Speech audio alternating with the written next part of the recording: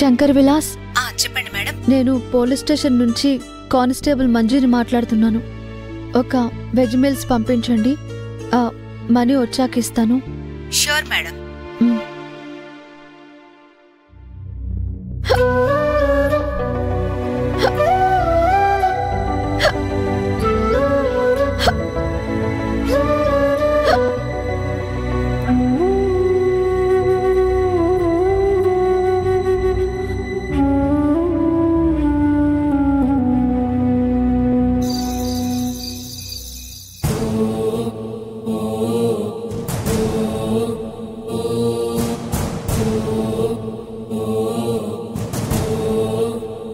Mummy కాస్త నవ్వు mummy.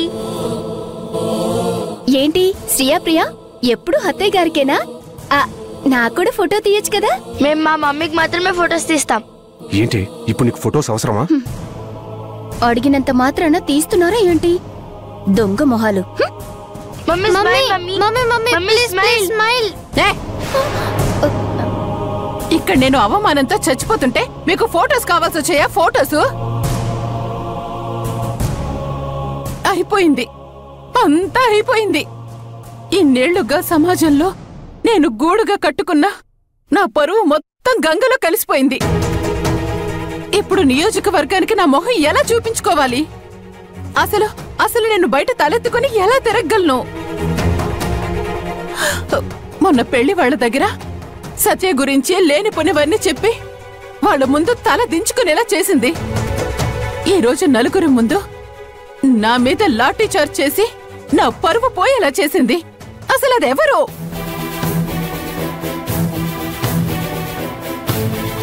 అయినా మన మీద దాని గెలుపేంటి? తట్టుకోలేకపోతున్నాను సత్య, నేను తట్టుకోలేకపోతున్నాను. ఈ అవమానాన్ని భరించలేకపోతున్నాను. సత్య చెప్పమ్మా. నువ్వేం చేస్తావో నాకు తెలీదు. దీనికి ఇంతకింత 10 ఇంతలు అది అనుభవించాలి, లేకపోతే నాకు ప్రశాంతత ఉండదు. సత్య ఏంటి బండి, ఎందుకు అంతలా ఆవేశపడుతున్నావు? ఆవేశపడకుండా ఎలా ఉండాలి? ఓ పోయింది మీ పరువు కాదు కదా. అబే, నా ఉద్దేశం అది కాదు. జరిగిన కార్యక్రమంలో జనం రద్దీ బాగా ఉంది. పైగా అదే సమయానికి నువ్వు కూడా జనం మధ్యలోనే ఉన్నావు. నీకు రక్షణ కల్పించే ప్రయత్నంలో బహుశా తన లాఠీ నీకు తగిలి ఉండొచ్చు కదా. అవునవును, ఆ లాఠీ వచ్చి ఇంకాస్త గట్టిగా తగిలితే నేను పైకి పోయింటే అప్పుడు మీరు ఆనందించేవారు కదా. అది కాదు మణి, ఒక్కొక్కసారి మనం మన కళ్ళతో చూసింది కూడా వాస్తవం కాదు. మన కళ్ళే మనల్ని మోసం చేస్తూ ఉంటాయి.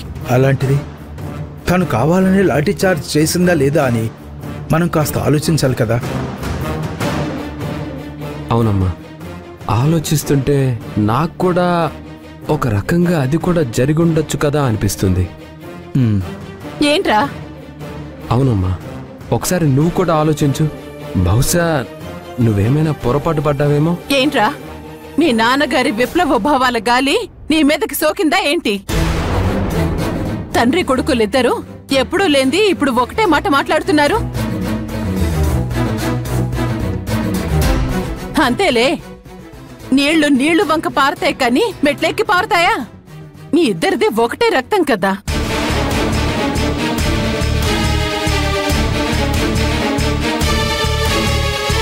ఇంకా కొంచెం ఉంటే నీ తల్లి ప్రాణాలు పోయేవి, అది మర్చిపోయావు కదా. లేకపోతే పోయినా నాకేవి పర్వాలేదు అనుకుంటున్నావేమో. అది కాదమ్మా. నన్ను అలా పిలవకు. ఈయన గారికి ఎప్పుడు ఇంట్లో వాళ్ళకంటే పరాయి వాళ్లే ఎక్కువ. ఎప్పుడు వాళ్ళనే వెనకేసుకొని వస్తారు. ఇప్పుడు నువ్వు కూడా ఈయన బాటే పట్టావు. బావుంది, చాలా బావుంది. కానీ ఒక్కటి మాత్రం గుర్తుపెట్టుకో, ఎప్పుడైతే అది నలుగురిలో నా మీద లాఠీ చార్జ్ చేసిందో అప్పుడే నన్ను సగం చంపేసింది. ఇప్పుడు నువ్వు నీ తల్లి కంటే పరాయి దాని గురించి ఆలోచించా చూడు. ఇప్పుడు నువ్వు మిగతా సగం కూడా చంపేశావు. నన్ను అలా పిలవకు అని నీకిందాకే చెప్పానుగా. నన్ను క్షమించమ్మా. ఎక్కడ తప్పు జరుగుంటుందో అని రెండు పక్కల ఆలోచించాలి కాబట్టి అలా అన్నాను. నేను తక్కువ చేసి కాదమ్మా. ఈ ప్రపంచంలో నాకందరికంటే నువ్వే ముఖ్యం. చెప్పు, నీకోసం నన్నేం చేయమంటావు? అయితే వెళ్ళు. అది ఏ జనం ముందైతే నా పరువు పోయేలా ప్రవర్తించిందో అదే జనం ముందు అది నాకు సారీ చెప్పాలి. చేసిన తప్పుకి నన్ను క్షమించండి అని ప్రాధేయపడాలి. అప్పటి వరకు నీకు నన్ను అమ్మ అని పిలిచే అర్హత లేదు. ఏంటి మణి నువ్వు చేస్తున్న పని?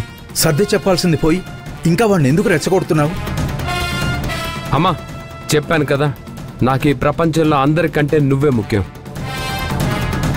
నీకు మాటిస్తున్నానమ్మా, ఆ కానిస్టేబుల్ మంజుతో నువ్వు కోరుకున్నట్టుగానే క్షమాపణ చెప్పించే బాధ్యత నాది. నీ కొడుకు మాటంటూ ఇస్తే తప్పడు. నీ కొడుకు గురించి తెలుసు కదా, ఇంకా ఇందులో ఎవరు జోక్యం చేసుకోవాల్సిన అవసరం లేదు.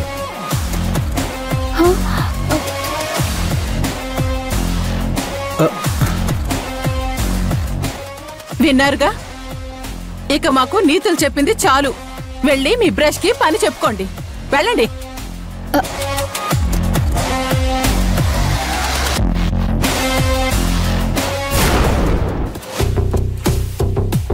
ఇప్పుడేం చేద్దాం అనుకుంటున్నావు సత్య? అదే ఆలోచిస్తున్నానురా. తనకి ఎలాంటి శిక్ష వేయాలంటే జీవితంలో నా పేరు కానీ అమ్మ పేరు కానీ తలుచుకుంటేనే భయంతో చచ్చిపోవాలనిపించాలి. సూపర్ సత్య.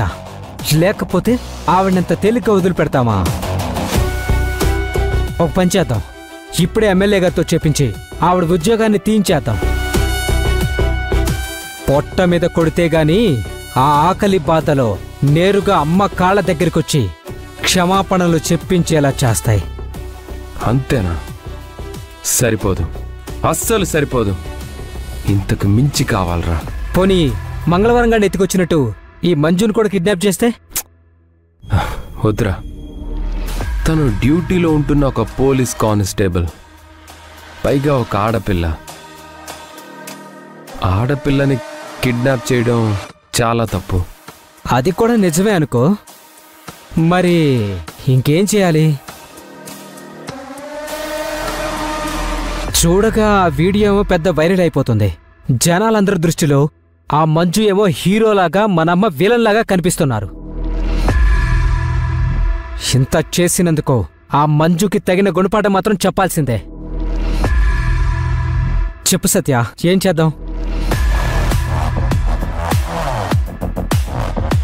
చెప్పను, చేసి చూపిస్తా. ఆ మంజు మేడంకి ఈ సత్య అంటే ఏంటో చూపిస్తా. కానిస్టేబుల్ మంజు మేడం, గుర్తుపెట్టుకోండి, ఇక నుంచి మిమ్మల్ని ప్రశాంతంగా మంచి నీళ్లు కూడా తాగనివ్వను.